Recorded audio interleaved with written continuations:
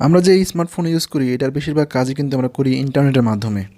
Games খেলা হোক, internet চালানো হোক, ইউটিউব দেখা হোক, ফেসবুক হোক, বিভিন্ন কাজ কিন্তু আমরা ইন্টারনেটের মাধ্যমেই করি। যদি কোনো সময় নেট কানেকশন না থাকে, ওয়াইফাই বা ডাটা কানেকশন না থাকে, তখন কিন্তু আমরা একদমই অকেজো হয়ে পড়ি। সো যদি আমাদের ফোনে ইন্টারনেট না থাকে তাহলে কিন্তু এই প্লে স্টোর অ্যাপ এবং ক্রোম অ্যাপ দিয়ে আমরা কিছু কাজ করতে পারবো। সো কী কাজ করতে পারবো সেটা এখন আমি দেখাবো। এজন্য আমি দেখাচ্ছি প্রথমে আমার যে ওয়াইফাই রয়েছে সেটা বন্ধ এবং ডাটা কানেকশনটা রয়েছে সেটাও বন্ধ।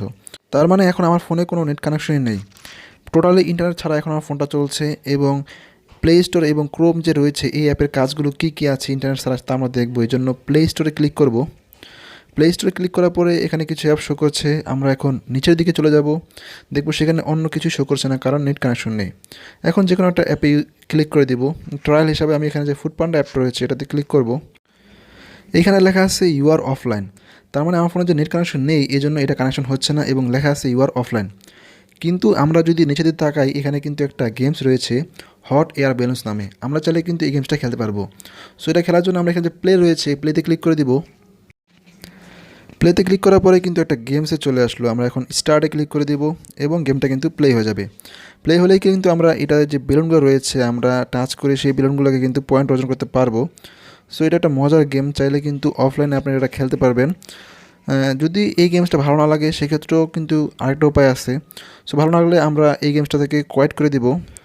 সো আমরা কোয়াইট করে এটা থেকে বেরিয়ে আসবো। বেরিয়ে আসার পরে এখানে যে গুগল ক্রোমটা রয়েছে আমরা এই ক্রোমে চলে যাব। ক্রোমে যাওয়ার পরে যখন ক্রোমটা ওপেন হয়ে যাবে আমরা এখানে কিছু সার্চ করব। সো ধরি আমি এফবি লিখেই সার্চ করে দিই। এফবি লিখে আমি সার্চ করে দিলাম আর এখানে দেখাচ্ছে নো ইন্টারনেট, ইন্টারনেট কানেকশন নেই, এই জন্য কিছুই আসছে না। কিন্তু এখানে কিন্তু ডাইনোসরের মতো একটা প্রাণী দেখাচ্ছে, আমরা চাইলে এটাকে জাগিয়ে তুলতে পারি এবং এটা দিয়েও গেমস খেলতে পারি। সো এই ডাইনোসরকে জাগানোর জন্য আমরা এটাকে একবার টাচ করে দেবো। টাচ করলেই কিন্তু এটা চলতে শুরু করবে, মানে গেমসটা প্লে হয়ে যাবে। এবং এই ডাইনোসরের উপরে টাচ করলে কিন্তু এটা লাফ দিবে।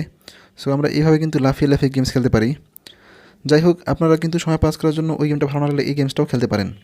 সো এই ছিল আজকের ভিডিও, ভালো লাগলে অবশ্যই চ্যানেলটিকে সাবস্ক্রাইব করে দেবেন।